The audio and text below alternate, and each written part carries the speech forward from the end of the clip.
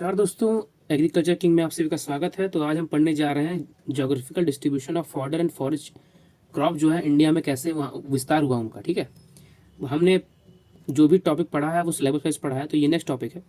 पिछले हमने वीडियोज़ में सीरियल्स ग्रेन्स इनके बारे में पढ़ा था। इस टाइम हम फॉडर और फॉरेस्ट क्रॉप जो होते हैं, फोरेजेस जो होते हैं, उनके बारे में पढ़ेंगे। तो fodder and forages crops are essential for livestock production in India. The distribution of these crops mainly depends on climate, rainfall, soil types, irrigation facilities and livestock population.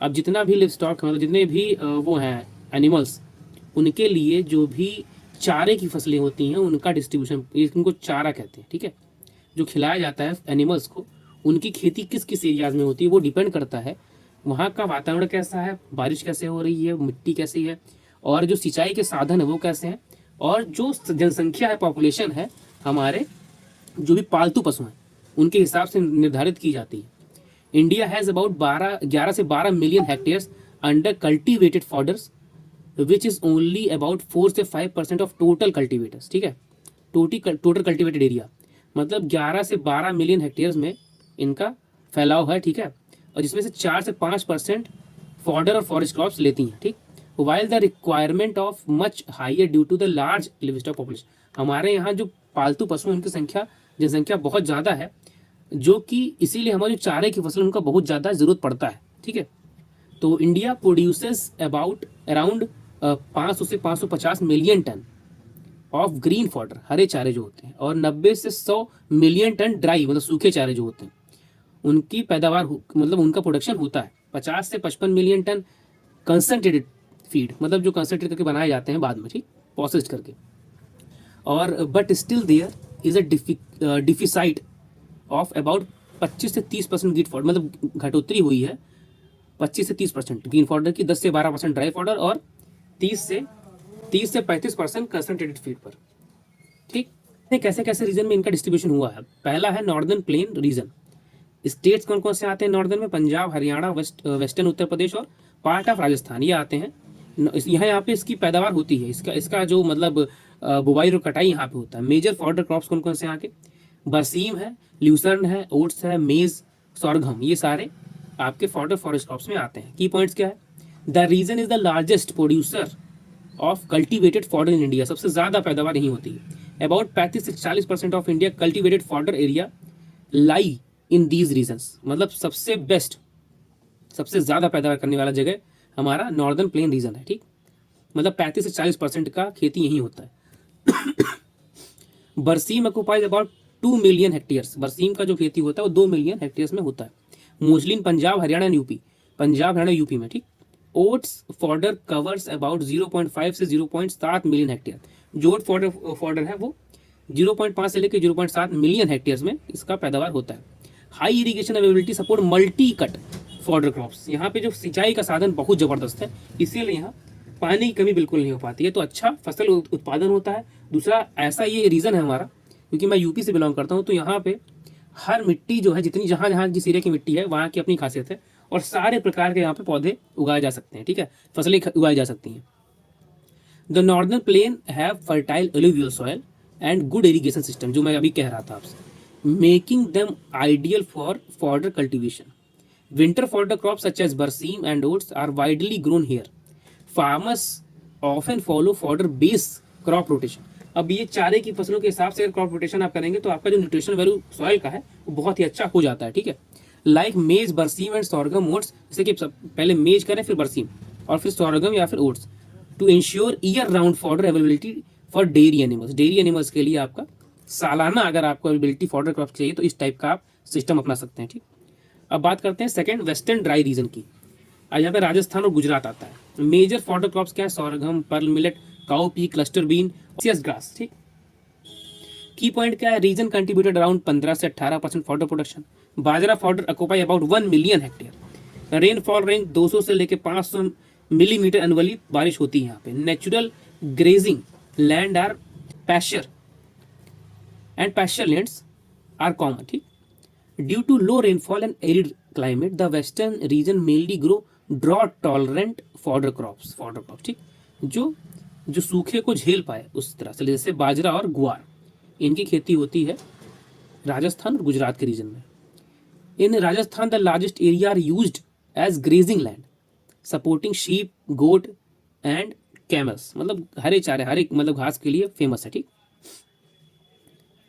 उसके बाद क्या है, सेंट्रल रीजन देखते हैं हम India का, central Indian reason. इसमें MP आता है, छत्तीसगढ़, पार्ट ऑफ महाराष्ट्र। इसमें मेजर फॉडर क्रॉप्स कौन सी हैं, sorghum, maize, cowpea, napier grass.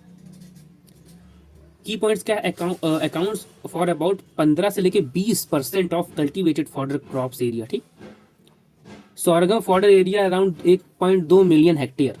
मैं बीच में इसको 1.2 भी कह सकता हूँ, बट मैं आपको इजीली समझाने के लिए बीच में मैं हिंदी में बोल रहा हूँ। ठीक है, मॉडरेट रेनफॉल 800 से लेके 1000 millimetre supports kharif fodder crops. ठीक, central India mainly grows kharif fodder crops due to the good monsoon rainfall. ठीक, sorghum and maize are widely used as a green fodder for cattle and buffalo. ठीक है, perennial grasses like napier, bajra hybrid are also promotes in dairy farms. ठीक, अब देखते हैं eastern region में। East मतलब आपका Bihar, west Bengal, Orissa, eastern Uttar Pradesh. Major fodder crops rice straw, maize fodder, cowpea, hybrid napier. अब इसमें देखते हैं की पॉइंट्स क्या है। Rice straw contributes over 40% of dry fodder supply in this region. Fodder cultivation area in comparatively low, about 8 से 10% of total fodder area. फिर live stock depends mainly on crop residues, जो बचे हुए होते हैं फसलों के, जो बचे हुए पार्ट्स होते हैं उनके लिए होते हैं जो लिव स्टॉक, मतलब जितने भी पालतू पशु हैं उनके लिए से बचता है क्रॉप रेसिड्यू, जो उनका पूर्ति कर पाता है। नहीं तो यहाँ पे जो है खेती थोड़ा कम हो पाती है सही से, बिकॉज यहाँ पे 40% ओवर 40% ड्राई फॉडर सप्लाई होती है, सूखा चारा।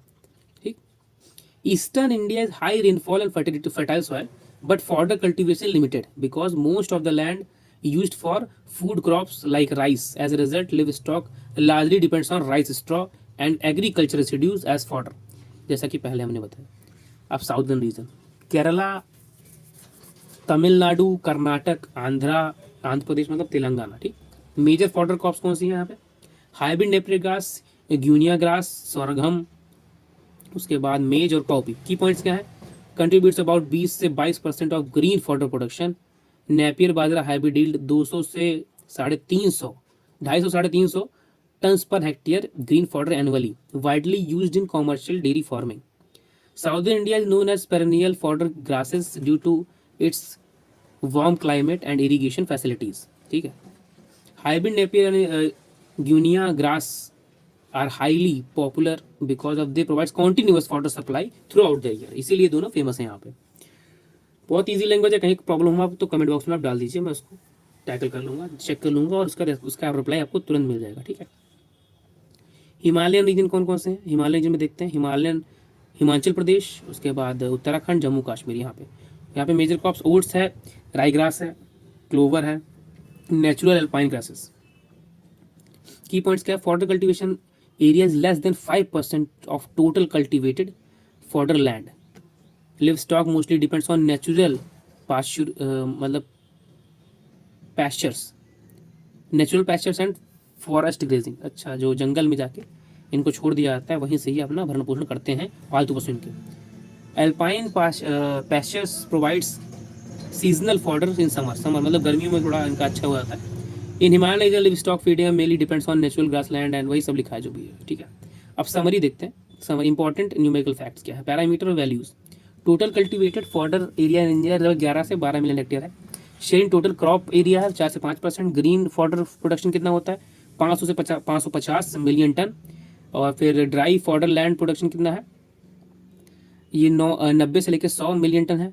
कंसनट्रेटेड फीड प्रोडक्शन कितना, 50 मिलियन टन से 55 मिलियन टन है। ग्रीन फॉडर डिफिसाइट डिफिसिट कितना हुआ है, 25 से 30%। और ड्राई फॉडर डिफिसिट कितना है, 10 से 12%। ठीक, तो ये था। आपको अगर अच्छा लगा हो, देखिए ये इसमें मैं बहुत ज़्यादा डिटेल में नहीं पढ़ा रहा हूँ, बिकॉज ये ओवरव्यू कर रहा हूँ पूरा। मैं जितना भी नेट JRF PSRB का है और एग्रीकल्चर PG के लिए जितने भी लोग तैयारी कर रहे हैं, इसको पढ़ लेंगे तो आपका बहुत ही अच्छे से आपको क्लियर हो जाएगा कि आपको करना क्या है, आगे पढ़ना क्या है इस टॉपिक पे। डिटेल में पढ़ना हो तो प्लीज़ कमेंट बॉक्स में आप लिखिए। अगर आपको ये वीडियो अच्छा लगा हो तो प्लीज़ इस यूट्यूब चैनल को सब्सक्राइब कर दीजिए, क्योंकि मैं ऐसे वीडियोज़ आपके लिए लाता रहता हूँ। इसमें थोड़ा सा बोरिंग आपको लगेगा, लेकिन बोरिंग है तो अच्छा है, और अगर एक्साइटिंग है तो भी अच्छा है। बट बोरिंग आपको डेफिनेटली आपके अंतर्गम स्थल पे पहुंचाएगा। ठीक, तो thank you so much for watching. तब तक के लिए जय जवान जय किसान जय हिंद।